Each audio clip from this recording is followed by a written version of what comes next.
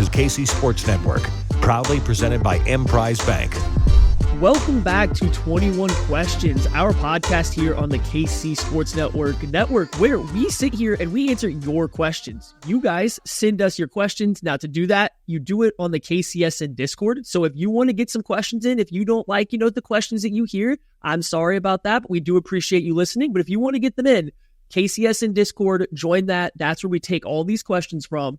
And this week, I'm happy to say I am joined by Nate Taylor. I got him in here this morning. We are recording this Thursday morning in the middle of free agency. If something happens after this, I am sorry. We will not be talking about it on this show. Don't yell at us if something changes. Yes. How you doing, Matt? I can't wait for another Irv Smith type of deal to come down while we discuss these answers. Listen, we got to get the breaking news teams got to come back out. We got to see what other kind of near vet minimum guys coming in. No, I'm doing pretty good. Thank you for asking. See, I know you guys back there got some storms and stuff last night. I'm sitting here in North Carolina. I got all the windows open. It's like 70 degrees and sunny. So I'm having a good time right now. It sounds like it's not going quite as well back in Missouri. Yeah, it'll get up to like 70 today and sunny. Okay. So that's too bad. Yeah, but remind me, where are you in Carolina again? I'm right outside Greensboro. So in a little town called Brown Summit. Got myself a little land right outside Greensboro, North Carolina. Yeah. I've been there. That's incredible. Yeah, Greensboro. Nothing like and this is funny too because it's ACC tournament time, which I think the tournament should always be in Greensboro, but that's just me. Being a hard and blue, I guess Carolina sort of transplant. But yeah, this should be fun. I think I wanted to do it at some point during the season, but it just never worked out from a time scheduling standpoint. So can't wait to see these hilarious 21 questions. Oh, man, we're ready. We got some good ones. And so, right off the top, we're going to go ahead and rip through these. Keith McLean starts off with the heavy hitter right off the top. Hey, who is the wide receiver one for the Kansas City Chiefs next year? Just going to cut straight to the chase was what we got. It should be a veteran, right? We all know this. I've written about it on The Athletic. I've reported it. The best plan that the Chiefs want is a veteran receiver who is better than, let's say, Marquez Valdez-Scantling last year. And they want to add another, draft pick, another first, second round, maybe third round draft pick at receiver to sort of, fill out the position group with obviously Rashee Rice. You want to sprinkle in some Sky Moore, that's okay. Who knows what's going to happen with Kadarius Toney. As I tweeted, what was this? God, this Tuesday night. I said, look, start looking at Darnell Mooney and Curtis Samuel tape. I know that there's been some rumblings about Hollywood Brown. He appears to be another pivot point. I still think the team is somewhat interested in Josh Reynolds. I know he's not a number one type. So I don't know. That's the beauty. Is I've given you all the information I have, and yet I do not know who the number one receiver is for the Chiefs, other than maybe Rashee Rice, just because he has the experience and the talent. You need a veteran because they should make the transition easier. But I don't know who that is. I mean, Curtis Samuel was in a similar type offense with Eric Bieniemy in Washington, so that's obviously where that sort of thought comes from, but he doesn't have the same speed or burst or elusiveness as Hollywood Brown. So I don't know. Yeah. Right. And Keith also asked who would be the wide receiver too, so we're gonna bundle those two together. Yes. Yeah, I'm with you. I don't know. It seems like we're heading towards down the track of Rashee Rice very clearly being in competition with that wide receiver one role, whether it is a Hollywood Brown, a Curtis Samuel, nobody is clearly going to be a direct upgrade, at least as of right now, and barring, a complete curveball to Rashee Rice. So Rashee Rice is trending to be kind of like a favorite pick for that. And that's good. You want this second round player coming into his second year to be in that competition. But I think you got to also look at it there are some limitations to what he is right now as a player. Not that it won't get better over the years, but he's going down a Deebo Samuel-like track. And I think we saw with the 49ers for a while is that they eventually realized they might want another wide receiver besides just that type of player. And that's where I think the Chiefs are. Is they got to determine, is he going to become a lot more than that? Not that Deebo's not a great player, but is he going to become more than that? Or is that his role going forward? So yeah, it's going to be fascinating how they figure this out. Then you have the draft, and you don't ever want to rely on a rookie coming in to mattering. but that's also an option. So like, I'm with you. I don't know where we're at right now. We're all kind of waiting for that news to come in to give us some inkling of where to go. Right. And I do think we should all try to keep it simple, right? And I want to remind people, like, we kind of talked about this on, Only Weird Games. His stats, not his stats, his snaps are supposed to come down, but the simple answer is the number one receiver is still Travis Kelce, even at age 35.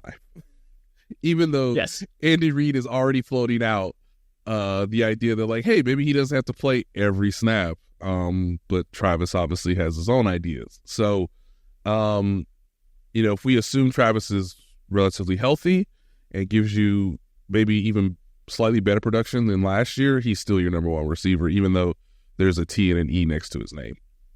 That's a good point. That does matter. That still matters. And I think some people are a little soured because the regular season last year wasn't as clean as it has been in years past, but he's still the guy as long as he is healthy, and people have to remember the offseason injury.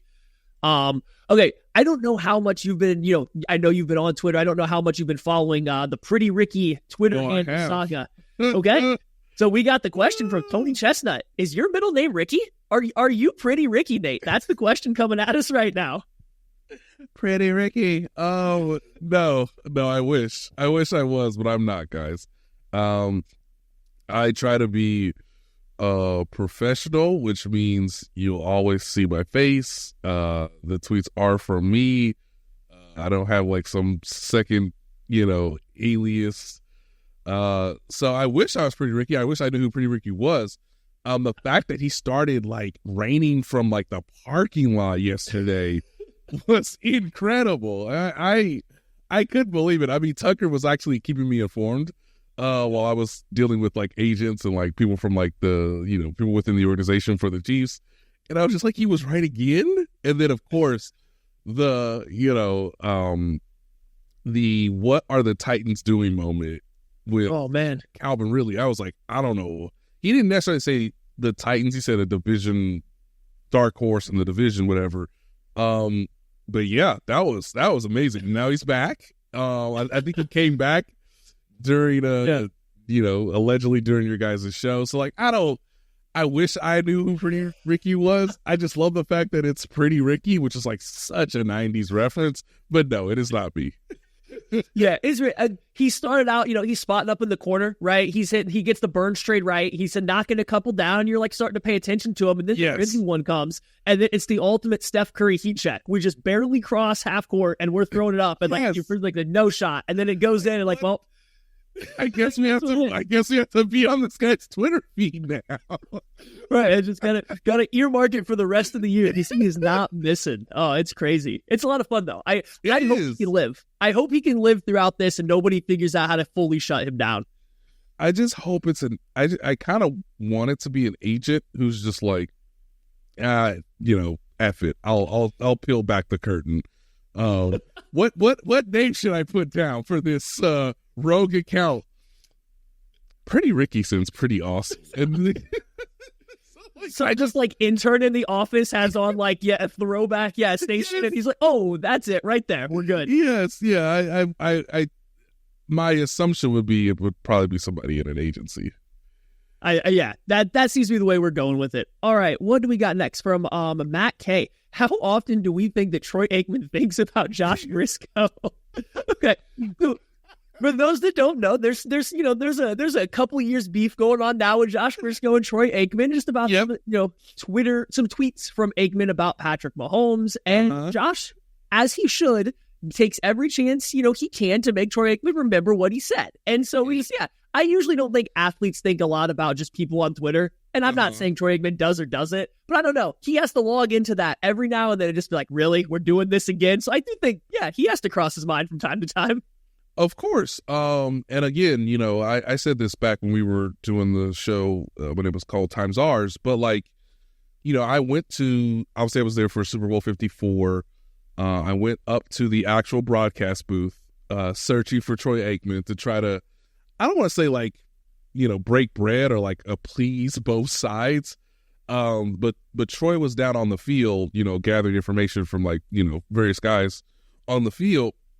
But I just remember Joe Buck being so tickled, being so happy that he was like, "Yeah, you guys were the show, and we'll see what happens with Troy today." Oh, no. And like, I mean, production people, it was really cool. Like, I got to take pictures. It was all it was all giggles, right? What I cannot believe is that Josh will never live this down. In a matter of 5 years, not only did he get 33%, he smothered his own Super Bowl stats in terms of, ring collection. It's amazing.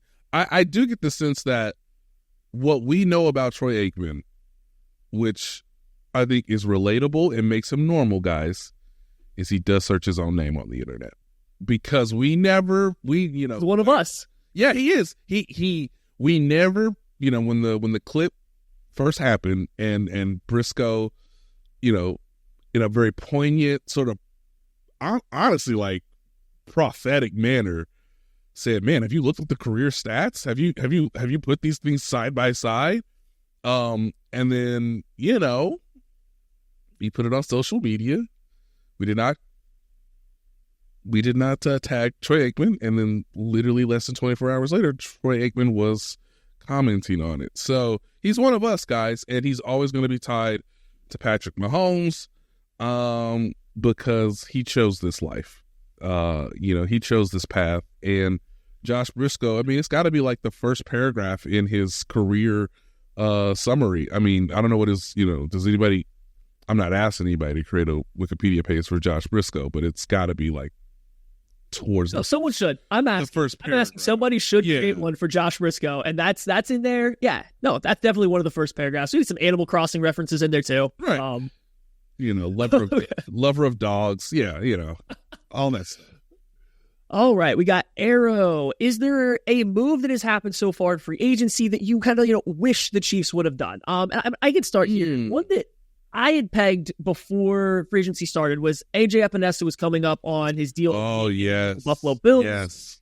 Looking at all the projections, it was really low. And he is not getting a whole lot of money from the Bills. Now, if I'm not a big contract guy. If I were to infer from that, though, it sounds like there might be some health issues in there, looking at the way that there's a lot of incentives, not a ton of guarantees. So it reads like a team that knows his health background and maybe knows that other teams would not pass him as cleanly as they did or something. But still, that is one guy that I wish the Chiefs would have been able to sign because he could step in, he could fill a Mike Dana role while being a little younger. I think there's a little bit more pass rush upside if you get him working with Joe Cullen too. So I would have really liked that fit, especially at the price. It's a perfect example, Matt, of why do we do all this work for him to re-sign with the same team? Why do I want to talk to all these people in the league about so and so and so and so, and then as soon as this thing starts, he's back with the same team? No, it can't happen. Which I imagine that's how much of the Raiders and the Texans feel about Chris Jones. But AJ Epinesa is a perfect example. I'm trying to think of because he fits so many categories, right? Much of what you explained earlier, like not only age, positional value, still a need on the roster, someone that you had familiarity with because you obviously played against him several times, so you kind of know what to expect or what he can do or how you sort of have to, counteract his abilities. I'm trying to think on the offensive side, this is not as perfect of an example, but the Chicago Bears just woke up one day and was like, why don't we give DeAndre Swift a 3-year deal? When I thought maybe he'd get a 2-year deal, maybe it might be a 1-year prove-it deal, Instead, to get him to Chicago, it appears that the 3-year deal made a lot of sense for him. I would have loved to have seen him in the Chiefs offense, just because of the 1-2 punch with Isaiah Pacheco, the fact that DeAndre Swift he's not a bruiser, but he's really good out of the backfield. He can catch. He still has some elusiveness to him. So that was someone that I said, oh, maybe he would, fall through the cracks, right? The same way that like Drew Tranquil did a year ago, where you're like, that player's more talented than what is happening in the market. and the Chiefs can benefit from that.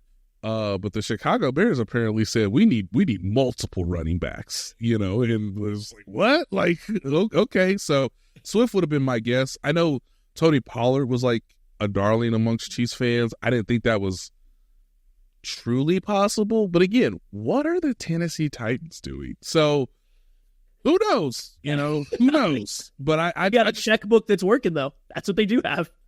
So I don't need to rant on them right now. I can save that for later. But yeah, we'll save that one. Yeah.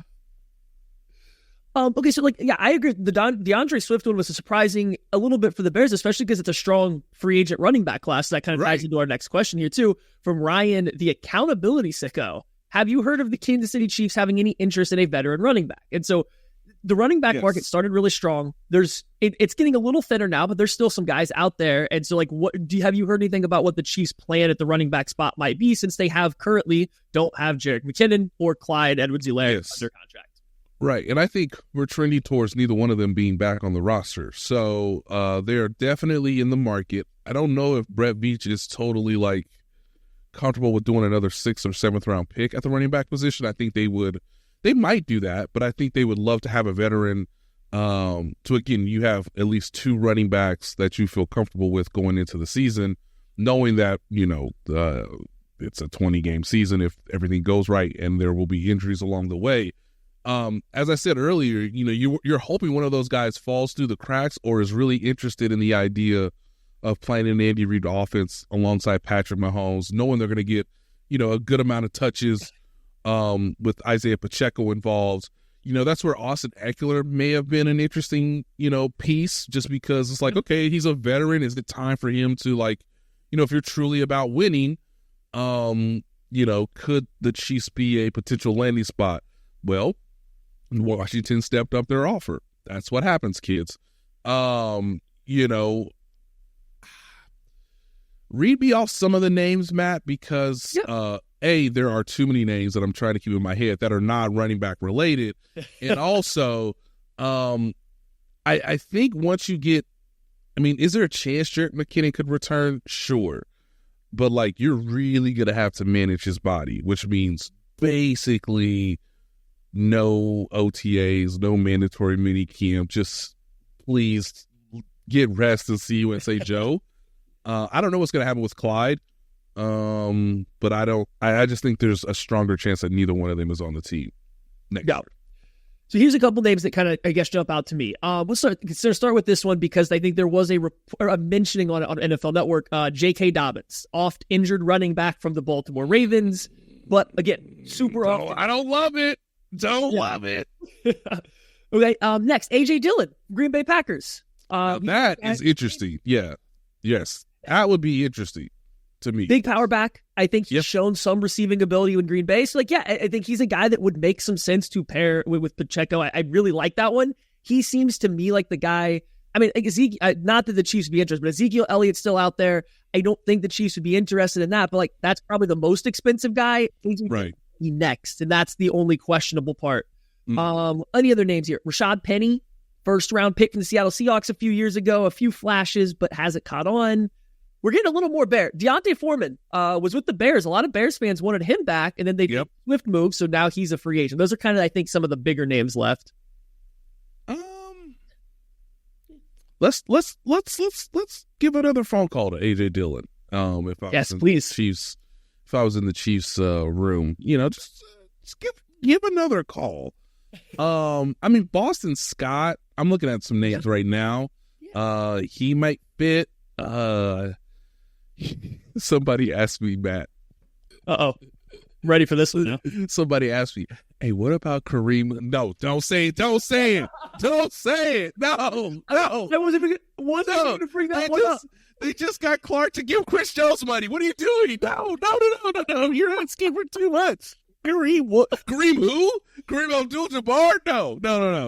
No. So somebody asked me that 2 days ago, and I was just like, nah, man. We've had so many opportunities to even attempt to go down that road. Never have. We can let that one. And listen, it's not the same. I would be very clear, it's not the same. But that one and the Justin Houston returning to Kansas City, I just want to put those ones. Just put those behind us. Let's just put those behind us and move on. It's a different era, guys. It's a different era. Okay, we're gonna move on. We're gonna move on from running backs. We're gonna get. Let's see, what do we got here? We got from Derek. So almost every year there's a big free agency move, or not a big, but a free agency move that the Chiefs make that nobody had any idea was coming. Like I would say last year, Drew Tranquil signing a little bit later probably counts as that. Do you think there might be one of those coming this year? I think the answer to this always has to be yes, because if you don't see it coming and it happens all the time, there's going to be one. But would you be surprised if they had another move like that coming at some point in time? I would also include Juwan Taylor. Like there was not a lot of buzz. I think it just kind of surprised everybody. It just hit. Like I don't even think there was anything there. There was not a lot of buzz leading up to free agency last year because, of course, Orlando Brown was sort of shadowing over everything. They choose not to franchise tag him. I understand that. And it's like, okay, well, they need a new left tackle. There was a lot of options, in the draft. So most people were like assuming, and I guess you could include me, like, okay, they might go down the draft, situation. I'm sorry, that's an RT next to his name. What? So they sign him for big money, and they're like, well, okay, I guess he could play right tackle because, Andrew Wiley's not coming back, but much of the discussion from the organization was, no, he can play left tackle. And you're like, I mean, if you guys, and I said at the time they deserved the benefit of the doubt because Andy Heck had shown, hey, we can take a guy who mostly played right tackle in Orlando Brown, so why can't we do it with Juwan? We never saw that play out, of course. And after the draft, I did know that Donovan Smith was happening. Like within days of the draft being completed, it was clear to me that they were probably going to get Donovan Smith. So those are just a couple examples. This year, I think it's less so just because we all know they need a receiver. we all know. So one of the things that I think is most fascinating is about all this, Matt, is, okay, so L'Jarius Sneed is just hanging out. I mean, where am I gonna work? Like, where am I gonna live? Like, old players asking for him on Twitter, and he's just like, hey, like I'm just out here. I'm just in the wind.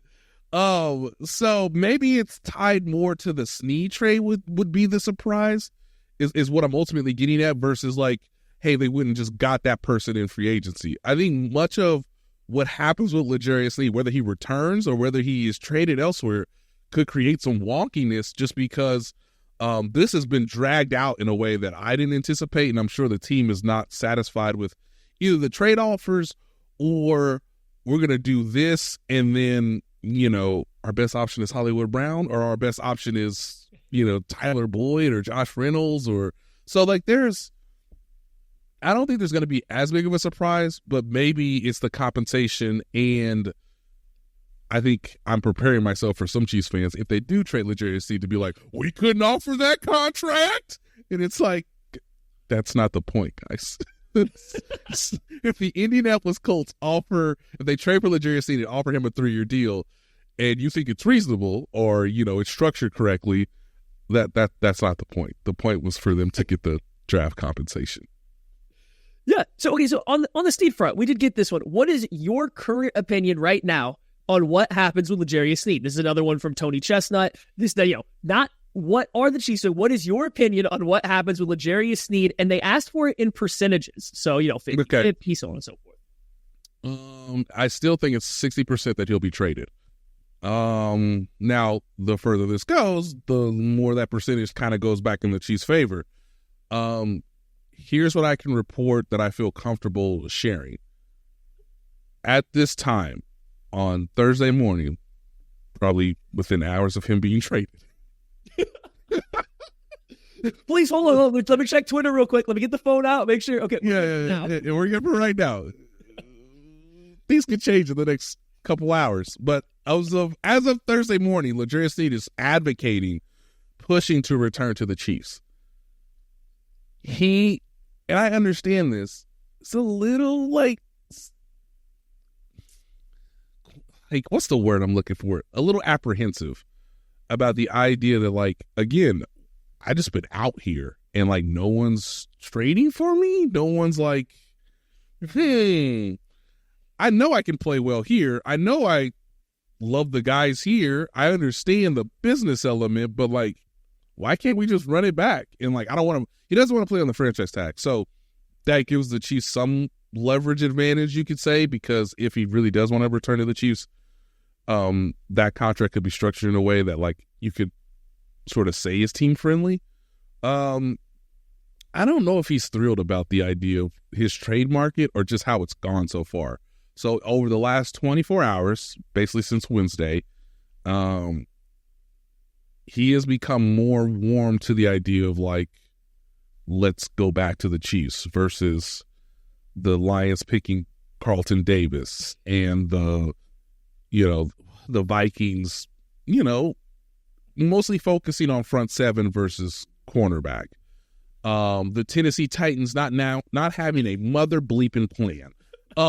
The Colts being like, well, we have our own franchise tag player. We got to figure that out. And then, like, maybe we'll circle back to you, but, like, who knows? We might draft somebody and just re-sign Kenny Moore, and then now look at every expensive safety that's still available. Like, So, this is why executives go through such a headache of, do you want to make the deal early so that you can make the deal, i.e. Ryan Poles, or do you want to get the best deal possible, but you could also be squeezed on the other side if it just goes more and more and more. So that's what I'm comfortable reporting. But 60% of me thinks he still will get traded over the 100% availability of the probabilities. Yeah, it's like I'm kind of right there with you. I think I have nothing to report. However, I think it's about 60-40 that he will get traded. I agree, though. The longer this goes, the more 50-50 it gets for me. Right. The thing that sticks with me a little bit, though, is, and there's still plenty of options. The Chiefs can make more cap space by, one, extending Snead, if he were to come back, but also there's other players on the roster they could restructure, but they haven't done it yet. And right now, they don't have enough space to, I think, really do a whole lot in free agency. They've shown in the past $15 million might as well be a lot for them right now. But if they were planning on him being on the franchise tag or this going a lot longer, like if that was their goal or their plan, I feel like they would have a little more space and we would see the moves that go along with it. So I'm still leaning towards trade for that reason. But the market, I don't want to say it's drying up because, again, I don't know, but there's a lot of teams that are filling up their rosters with defensive backs. And are you going to pay a safety and a corner and then go trade for Snead? I don't know.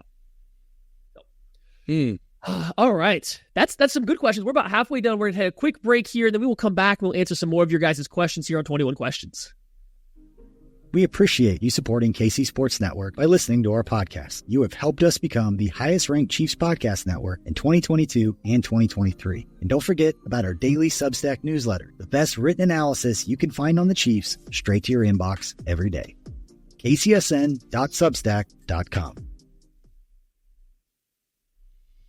Well, Matt, we are here with 21. Oh, okay, hold on, go on. Come on at me, Nate. What you got? The Drew Tranquil stuff is incredible.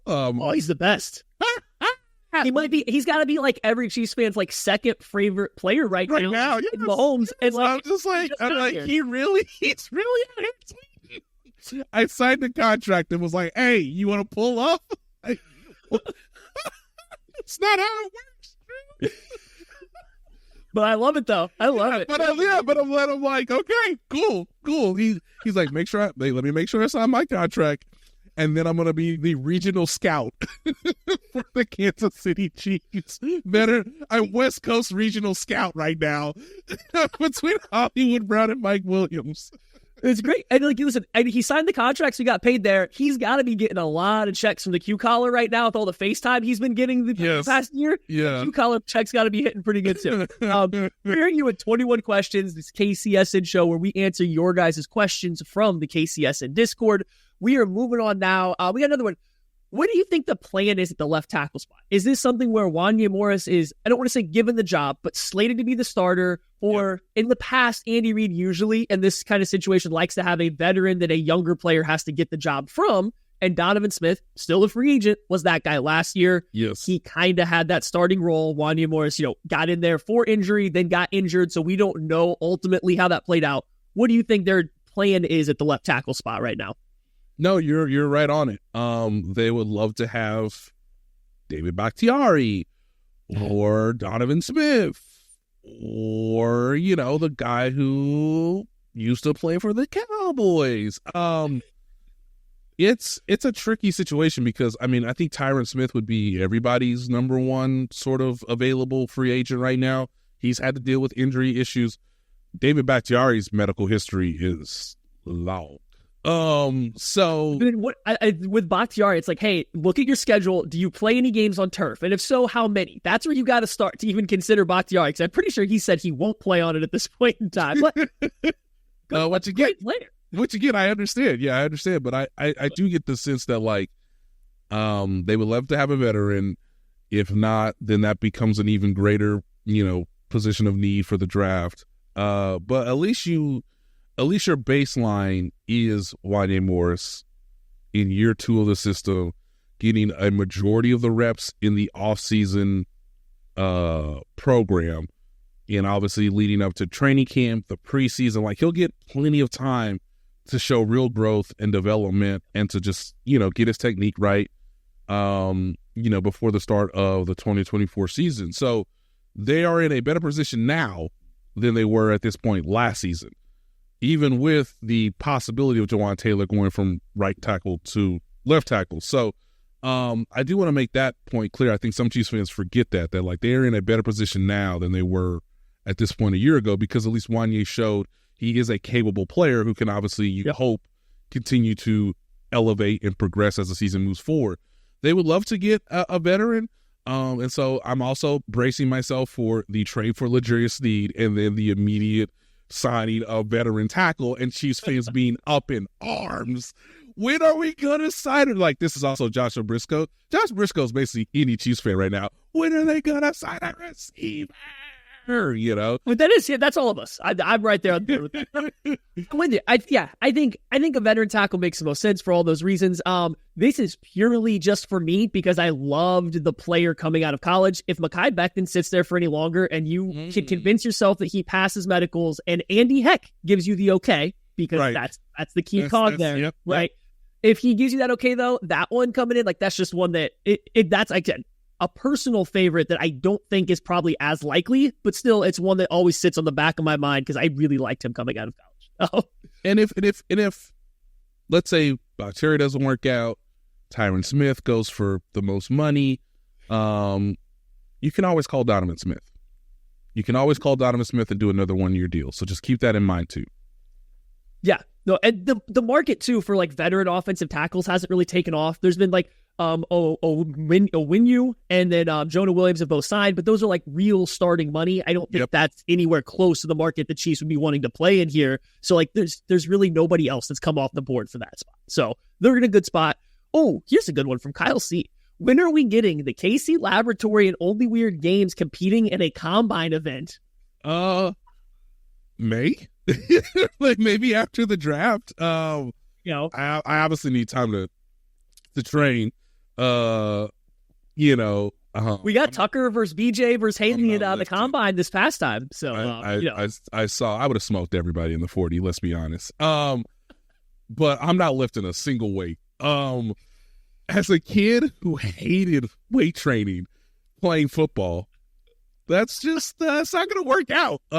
It was funny. I was a sophomore in high school being like, I just like to run, do athletic stuff, catch the ball, play a little DB, tackle. I need these weights to tackle people? Get out of here.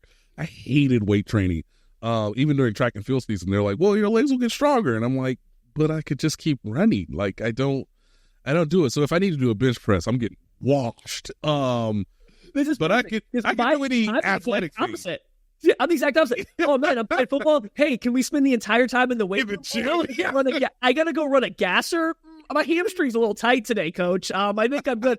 I need to play for like 6 seconds max. I'm in the trenches. I'm not going anywhere. We're good today.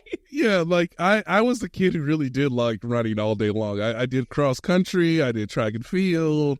But you trying to get these weights on me? No. No. Why don't I eat another potato? Why don't I eat another chicken. See if that works. You know, you want me to combine the two? Are you crazy, coach? Yeah. Okay. Oh, here's another good. Okay, this one's for me. I'm going to skip it. This is from Christian Gumminger. This is mostly for me. I have to defend my take that the Z-Man shouldn't be on Texas toast. Oh my God, no. Here's my take. If I'm going to eat good barbecue, I don't want the carbs of any kind of bread. I'm not ordering a sandwich. I'm ordering a platter that has the most meats and sides. You can miss me with any bread. Maybe I need one piece to slop up some extra sauce. Yes. That are sitting around. I don't need the bread. It's nothing about on Texas toast versus a bun. I just don't. Okay. My good barbecue. I understand that. Yes. Okay. I was about to say, like, if you were going to go from Texas toast to that just rinky-dink bun, then I have questions. Yeah, let me be clear. I'm never turning down a Z-Man on Texas toast or on the bun. I'm not turning it down. But if I'm going to order it and pay for it myself, I'm not paying for something that comes on bread. It's just not. That's not where I'm going to live. Right. And again, like, as someone who's seen Seth be like, what's the biggest burnt ends bucket I could get, and just into his just fork into the bucket into his mouth. I understand that. So okay, that makes sense. I get a pass. All right, we're good. Right. I mean, I think somebody told this is like maybe a decade ago, but like somebody told Holly about it, and then Holly tried it. Holly is my wife. And then, we've never gone back to that rinky-dink bun ever again. So, that's basically where it started. I got to believe it. I believe it because that's what everyone says. It's just, I think I've ordered a Z-Man like maybe first or second time there. And then ever since, it's just been the meats. Just give me the meats. Give me all the meats. The biggest platter you got. All right. GB Jomo asks, what is Mike Williams' value and is he durable enough to sign? No clue on the value because, the Chargers released him with not passing a physical, which isn't the end of the world, but that's notable. And then, is he durable enough to sign? For some team, yes. For the Chiefs, I have absolutely no idea. That's a question for them and how that kind of goes. So I don't know if you have any ideas on where you think they would stand on something like that. This is not going to excite anybody. Uh-oh. My advice to Mike Williams, if I was representing him, is don't answer the phone, relax, chill. We'll talk after the draft.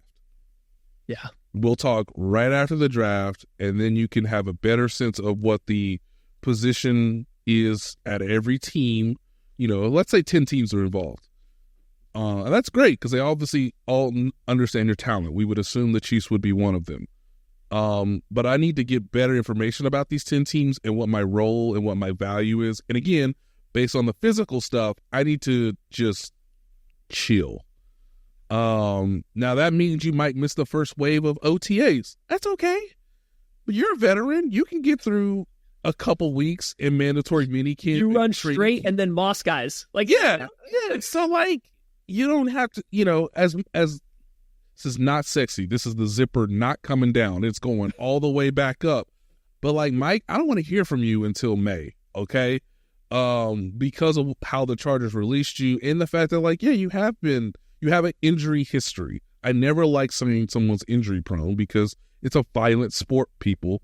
It's just they have a history of injuries that we at least know about. Now, some guys, you don't know their injury history, and it's also littered. So you could say that those players are injury prone.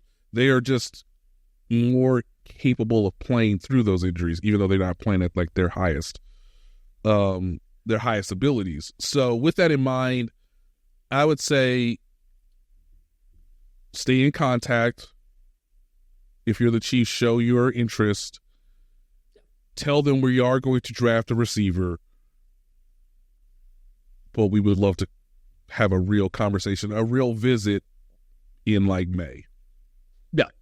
The Odell Beckham Jr. plan of the past couple years, hey, let's just hang out, see who really needs me later, and that'll maximize my money. And I think teams will be more willing to play that game with him given the injury history right now. I think that's the prime way to go. S. Wallaby, who is a receiver or two in the draft that isn't just fast but can track the deep ball well. I don't know, where you might be with draft prospects or anything like that, but a couple guys that just stand out for me, and there's one, everyone's favorite deep threat, Xavier Worthy. I think tracks the football very well and is fast. He has had some drop issues that I think people exaggerate on a little bit, but I think he has good ball skills. He tracks it very well. Jermaine Burton from Alabama isn't as fast, but again, a great tracker of the football going down the field.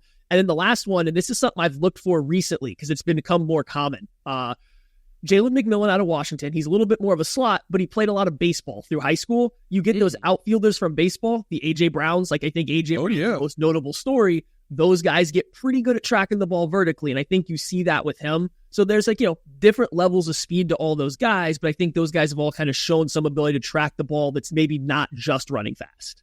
Right. I also am intrigued by Troy Franklin from Oregon, also somebody who could play from the slot in the perimeter. They didn't throw a ton of deep balls, but man, he's great in the intermediate area and can just get it and go. So that's someone else that I've started to, take a gander at. We're almost at that time, guys, because after like the first week and a half of free agency, everybody's just like, all right, let's see what we got in the draft. Hey, at the rate the Chiefs are operating right now, it might be there. Oh, man. Okay. Yeah, no, Troy Franklin, also another good one here. Okay, you've got a question from Seamus. Nate, they are asking for the latest update on your dog. Oh, Maple? Oh. Yeah, on Maple. I got a dog update. Maple is hilarious. As people know, I don't know if this is the chicken or the egg, but as people know, I am a hardened tennis fan. Love tennis. Hi, Maple. Come here, girl. Hi. Wow. Hi, if you're watching on YouTube or wherever. Hi. Say hi. Hi. You want to give me a kiss? Okay, you're on the court. She's like, I'm getting everywhere right now. But again, hilarious. So anytime I watch tennis, this dog is just like, you want a tennis ball? Let's do a tennis ball. I just want to see some serves, some volleys, some nice cross-court play. No, throw me the ball. So the dog's been great. It's brought so much joy to our lives because I didn't grow up with dogs. Okay, where are you going? Okay, you want to go down. All right, there you go. I heard tennis. You want a tennis ball? Is she a golden doodle? Yes, mini golden doodle. Yes, okay. Here we go. So Here we go. Oh, there it is. I have a golden shepadoodle, so okay. Loves a tennis ball, loves the place. She just sits outside with a toy in her mouth. Great. 24/7 when she's outside. Great. I have go ahead. No, everything you're saying is on track. I mean, it's a great experience. It's perfect for Hayden because he's 8. So he's really into the dog. Not really into that picking up of the poop, but other than that, he's been really helpful. Dog training I'm learning through Holly. Not the best coach is what I've learned. I'm a little bit of a roll the ball out and just let them play versus she's the more disciplined tactician. Yeah. Some structure. Yeah, the structure. She's like, you're doing this wrong. But I enjoy it. Yeah, you're doing it wrong. Okay, so I guess I'll do it right. I am, I'm not going to, this is a joke, people. I just want to make this clear. This is a joke. But if Connor Emery just let the ball roll, I get it. Because I love the guys. The guys love me. And we just do things. You want to freestyle? Cut out the joke part. Tucker, cut out the joke part. I just want that to roll straight in. That would be perfect. That's the social clip. If you just want to, take your own thing, do it, baby. You're confident. You're good. Let's have fun. Let's have fun. I won't get involved until December. Okay? So that's where I am with the dog. I'm more of the coach who's like, A, very new to the team, and B, is just like, just see what happens. Let's give her more peanut butter. Let's see what happens. You're like, no. No, that's great. Yeah. We've lucked out now. We have enough dogs, and I have a little bit of a farm, so we have some livestock guardian dogs that live outside. So any new dogs we get, we just get to slowly introduce. But so far, the past couple that we've had have just kind of learned from the older ones without having to need as much, and that's been helpful for us, especially now with kids and stuff. It gets a lot trickier to train the dog properly when it's not just the adults around and you have the kids going too. So I am the kid. I am the kid. Okay. Roll the ball out. Let's play. Grayson Jasper asking, Nate, are you a night or morning shower person? This is the real hard-hitting questions we're here for, though. When I was younger, I loved the night shower. Loved it. Yeah. With having a kid and with playing tennis primarily in the mornings, just based on the news cycle, I pretty much have to shower in the mornings now. I love a good shower with like the music just blasting and hopefully nothing happens, from a news standpoint, or no one calls me, alerting me of, whatever. But no, I think when you're a young lad and you're going out, that night shower, these potential significant other, they're gonna get the best of me today. Because I've been fucking it up all day until right now. And now I'm going to go out. Now I'm going to go out and they're going to be amazed. But I'm clean.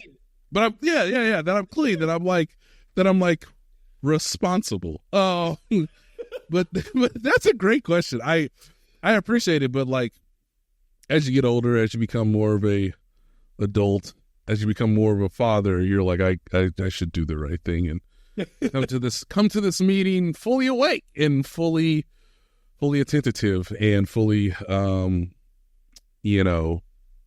clean. Yeah. As my life's going on, I tried to switch as the same thing. Younger night shower. I tried to switch to a morning shower person, but just getting too dirty throughout the day. I hate getting into bed dirty. So like with farm stuff, with working out in the day, like I'm just too gross to get into bed without showering at night.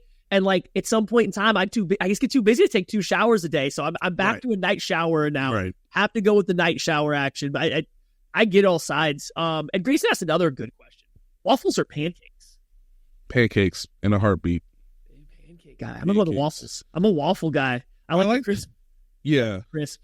Yeah. I like it as a nice little slider in terms of the pitching repertoire. But I mean, my fastball's got to be pancakes. I like the changeup to be more of the French toast. I would do more French toast than like waffle. But yeah, I love pancakes, man. This also comes down to like what your kid prefers as well. And so Hayden loves chocolate chip pancakes. So like, what am I gonna do? Not eat them too? Like, you out of your mind? Also, the big, I live in Kansas, but like the Big Biscuit has like these pumpkin pancakes, and yeah, man, I'll be there every September, October, November till they stop doing it. Similar, locational. In the South, chicken and waffles is a thing here. Yep. Pancakes and waffles, I've tried making it at home. Doesn't hit as well. Nah. I would say never do that again. No, never making that move again. So yeah, just being down, like I'll eat a waffle by itself, but this goes back to my barbecue thing. Not a huge fan of just getting the carbs that I'm trying to eat. So, but chicken and waffles, I will definitely make exceptions for. So I think I have a soft spot for waffles on that. All right, we got 2 more questions here. Seem to be the best 2. Ooh, Tag the Tiger. Best sports movie of all time. Do you have a favorite sports movie of all time? Okay, I break this up into multiple categories. My overarching answer, if I was told that I only had to give one, is The Sandlot. Okay. We have to remember that sports is designed and created to be fun. And playing with your friends during the summer and having somebody have the wherewithal to capture that enthusiasm, that wackiness, that ridiculousness that is The Sandlot, is an incredible movie. Obviously, there's a dog involved as well. I also love, just like as we as kids mythologize things before we ever truly understand what they really are. So I think there's more core lessons in The Sandlot than people realize. The Ray Charles scene on 4th of July. I mean, it's incredible. And look, kids, show me another movie where a guy says, all right, I got to do it. I got to pull out all the stops. Where did he get the money to buy this? Who knows? Who knows where Benny the Jet got the money? They never explain it. But kids, there's a shoe that makes you run faster and jump higher. Say no more. PF Flyers. Now, in the adult category, I love, by the way, baseball usually has the best sports movies. So if you're a manager, I remember showing this to Holly, if you're a manager dealing with people, trying to be an effective leader, boss, whatever, Moneyball has a lot of lessons. It does. And Moneyball is really, really good. I love A League of Their Own, just because I just think we don't have enough women's sports movies, and that is an excellent one. I know Tom Hanks is in it, but it's really not about him. I don't know. I mean, I don't know. I these are the ones that are just coming up to mind now. Yeah. Love and Basketball is great. Sanaa Lathan, my God. Oh, disgusting. And I mean that in a great way. Sanaa Lathan in Love and Basketball.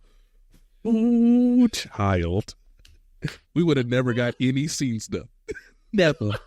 Never, ever, ever. By the way. Like 3 years later. Yeah. I see Sanaa Lathan now, and I'm like, I can't. It doesn't compute. My mind doesn't compute. She's a wonderful actress. I don't know. Like, I mean, again, tennis fan. Emma, you don't have to do this. Emma Stone does not have to play Billie Jean King. But I'm here. So Battle. So Battle of the Sexes is like one of the more recent ones that I've enjoyed. I'm like, Emma Stone is one of the best actresses of her generation. And she was like, cool, I'll be Billie Jean King for a couple of months. Great. Freaking great.